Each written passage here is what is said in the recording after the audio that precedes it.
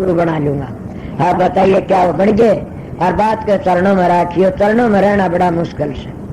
चरणों में तो वो रह सकता। कौन सा तुलसीदास की साख ले लो, वह कहते काम क्रोध मद लोभ गिर जबल घट में खान, तुलसी पंडित और मूर्खा दोनों एक समान।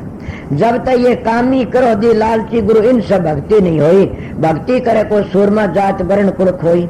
जब तक ये अहंकार पड़ा इतने भक्ति नहीं कर सकती। भक्ति करनी है तो अहंकार को दूर कर दो।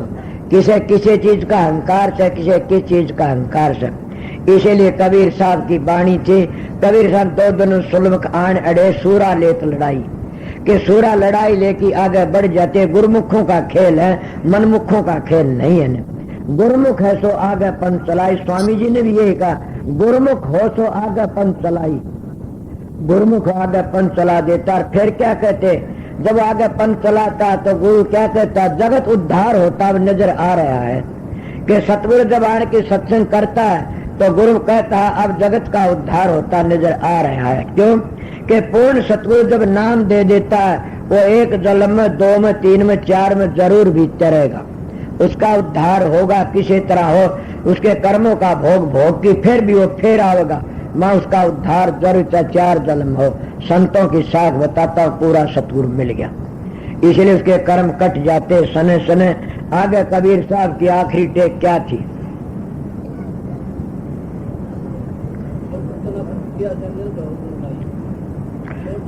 कब कहते हैं छोड़ो तन अपने की आशा निर्भव गुण गाई।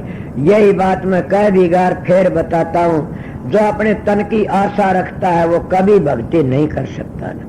जो अपने तन की आशा छोड़ देता है वो निर्भव की गुण गाता है, उन्हें भय नहीं किसी चीज का भी। जब तक तुम्हें जीने के लिए खाओगे तो बच जाओगे, अगर खाने के लिए जियोगे तो मर जाओगे। समझ गए होगे? खाने के लिए जियोगे तो मर जाओगे, जीने के लिए खाओगे तो तर जाओगे। ये है अपने तन की आशा। छोड़ो तन अपने की आशा निर्भव गुण गाई। कि अपने तन की आस छोड़ी वो अपनी दुनिया में काम कर गए। किस किस की तुमने मिसालें देखी, कष्टें देखी होंगी।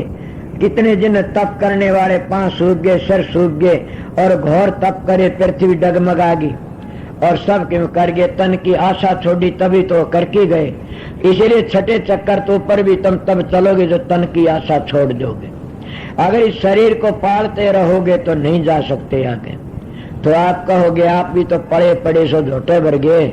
मैंने कहा मैं पढ़ा पढ़ा सो तो मैं जानता हूँ, अगर मेरे वर्गे तो पढ़ जाओगे तो तुम्हारा जीवन सफल हो जाएगा। इस पढ़ने को देख के न घबराना नहीं, ये पढ़ना पढ़ना कुछ नहीं तो रोना पीटना से। इन्हें छोड़ो तन अपने या निर्भय हो गुण गाई। कि निर्भय हो कि न और मालिक का गुण गाओ। वो मालिक बाहर है क्यों फिरे भटकता बनमर तू देख उल्ट की मन में, वो तुम्हारे अंदर से। समझे? मालिक दूर नहीं है। मेरे महाराज भी ऐसी बातें कहा करते, तेरे घट के अंदर क्या उसने के तेरे भीतर बसता आप धनी। महाराज जी कहा तेरे भीतर बसता आप धनी। तिल का ओल पहाड़ खड़ा चादर खूब तनी।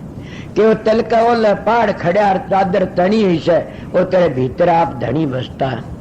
और कबीर भी ये कहा तेरे घट के अंदर नूर बाहर क्यों भटके। नित्यानंद भी ये कहा तेरे घट में झलका जोर बाहर क्या देखे। महात्मा सब ने अपने अंतर में बताया, बाहर किसे नहीं बताया। बाहर तो तब बता जब पूरा साधन बन जाता है, वो बाहर भीतर एक सा हो जाता है। तो बाहर भीतर दोनों एक सा बन जाए, इसका पूरा साधन बन जाए तो पूरा काम बन गया। इसीलिए कबीर साहब की वाणी थी, मैं थोड़ी आपको समझा दी। मानो तो थारी मर्जी, न मानो तो थारी मर्जी।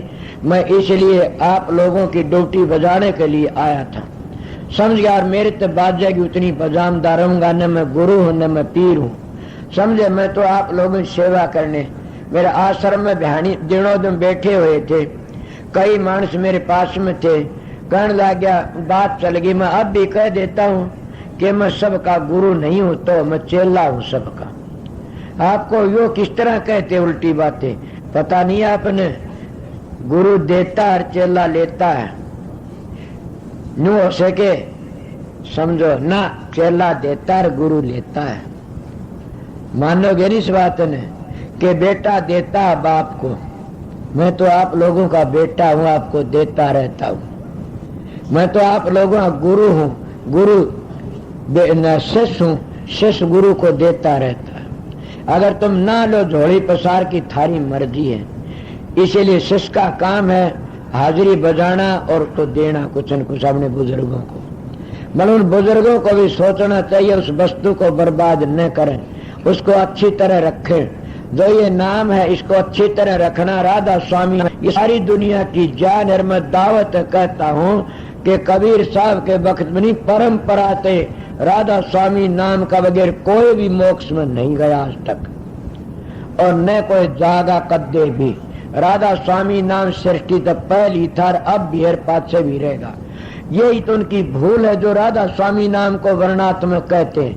यही उनकी भूल है कि राधा स्वामी नाम का पता नहीं पाते, उन्हें भेद नहीं राधा स्वामी किसका नाम है। समझ गए? राधा स्वामी उस वस्तु का नाम है जो मूल है, सारी दुनिया की जान है।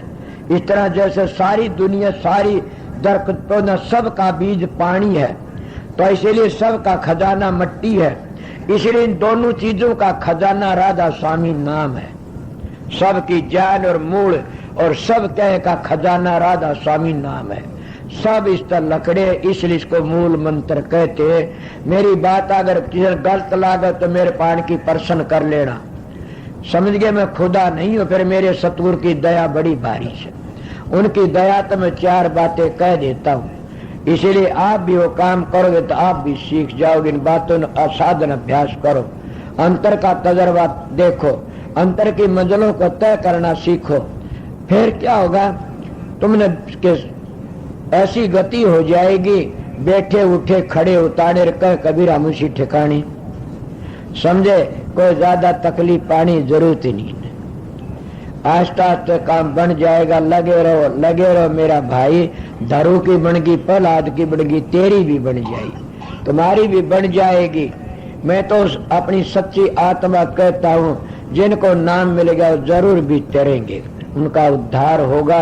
बड़ नाम मंजिलों का होना चाहिए, कदे बनावटी नाम लेके बैठे रहो। इसलिए कहना था, काफी क्या टाइम हो गया, 12:15 में 10 बजे करीब आया था आपका दौर। समझ गए? 2 घंटों करीब में सत्संग कर दिया। मेरा ख्याल में आई कि तू तो बड़ा जुल्मी है, तू आराम के लिए बैठ गया, संगत सारी तेरी बाट देखती है, इसलिए मैं आपकी हाजिरी में झप दे उठ के आ गया। समझे न? इसलिए मैं आपकी हाजिरी में आ गया। तुम्हारे बेटे भी तुम्हारा इतना कया नहीं कर सकते, इसलिए मैं तुम्हारा गुरु नहीं हूँ, मैं तो आपके पुत्रों की तरह हाजिरी बजाता हूँ।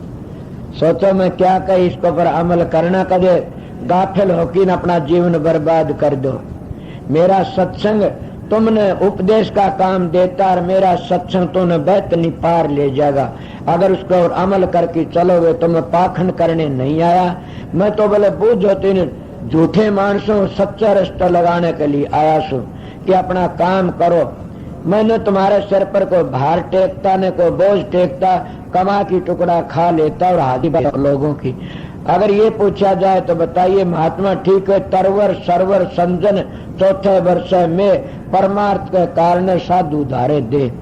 संत महात्मा तो तेरे तराए होते हैं, सतखंड ते आते हैं, ड्यूटी लेके वो जीवन त्यागने के लिए उन क्या गरज पड़ी, फिर भी वो हमारी खातिर कितने दुख उठते हैं, कितनी परेशानियां उठते हैं। वो खाना छोड़ देते हैं, नहाना छोड़ देते, आराम करना छोड़ देते, हमारी परेशानियों के लिए, हमारे को शिक्षा देने लिए सब में छोड़ देते, फिर भी हम सोते नहीं न। हम उनकी जान के गाहक बने रहते हैं, टिगलियां करते रहते हैं। मगर ये टिगली करने वाले का भी उद्धार मालिक करेगा कबीर की। मगर करेगा किस तरह? उद्धार तो रावण का भी होया और भविष्य का भी होया। रावण ने अपने कुटुंब का नाश करवाया उद्धार, भविष्य ने अपनी बिरादरी के राख भी लिए जो, और अपना राज भी कर और मोक्ष में चला गया। इसीलिए अगर संतों तो बैर करके करते उनका सर्वनाश हो जाता। सुने नहीं? संतों की निंदा कर मूर्ख का डे खोट, बिन मारे मर जाएंगे पड़े गजब की चोट। और यही महात्मा गरीबदास जी के राम कहे, मेरे संत को दुख मत दीजिए कोई, संत दुखाई मैं दुखी, मेरे आप भी दुख होए। हिरणाकश उधर बेदारियार माए मारा कंस, जो मेरे संत को आन सतावा उसका खोदू वंश। 33 कोट की बंद छुटाई, रावण मारा खेत, कला बढ़ाओ मेरे संत की प्रगट कर है मोए। गरीबदास सतगुरु कह मेरा संत ने निंदियो कोई। संत का निंदक माय त्यारा, संत का निंदक लज मारा। इले बच के रहना चाहिए। अपना जीवन पवित्र रखो, अपना काम करो। काम करोगे तो अपना सुधार कर जाओगे। मेरा काम तो शिक्षा देने का था, कहने का था। आगे तुम्हारी मर्जी, मेरी ड्यूटी मैं बजा दी, आगे तुम जानो। मेरा काम था कर दिया, सबको राधस। सवेरे की ड्यूटी ये है कि मौज हुई तो आऊंगा, ना मौज हुई देखा जाएगा। समझ गया? मेरा ख्याल है जरूर भी आऊंगा। मेरा सतगुरु बड़ा दयाल था। मेरा दाता अरमान साहब बड़ा भारी दयाल था। उनकी अपार दया से मैं जरूर भी आपकी हाजिरी बजाने के लिए आऊंगा, जरूर भी। समझ गया? मगर जितने सत्संगी प्रेम हो तो भी सेवादार और रहने वाले शांति तरह प्रेम तरह। जैसे काल कितनी संगत प्यार था, परसों भी प्यार त रहे, जन्म भी प्यार त। इसी तरह मेरे भाई और मेरी माताएं प्यार तरह, सब प्रेम तरह। कोई भी गड़बड़ न होने दें, मेरी यही बेनती सबका। बस अब सबको राधा स्वामी। मैं भी जाता हूँ, थोड़ी बार शांति आराम करूंगा। आप भी अपना सत्संग सुनो। गाने वाले भाई हैं, गाते हैं।